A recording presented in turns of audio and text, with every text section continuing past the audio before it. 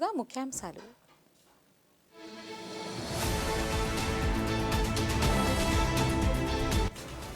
రెండు రోజుల కర్ణాటక పర్యటనకు ఉపరాష్ట్రపతి సిపి రాధాకృష్ణన్.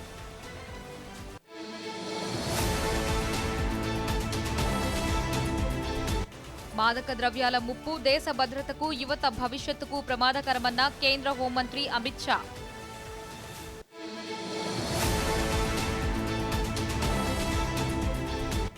నెల్లూరులో ఘనంగా ప్రారంభమైన రొట్టెల పండుగ.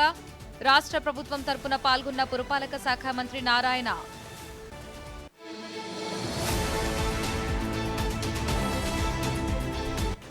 వెనుజువేలా భూకంప బాధితులకు అండగా భారత్. ఆపరేషన్ అమిత్స్తా ద్వారా తక్షణ సహాయం.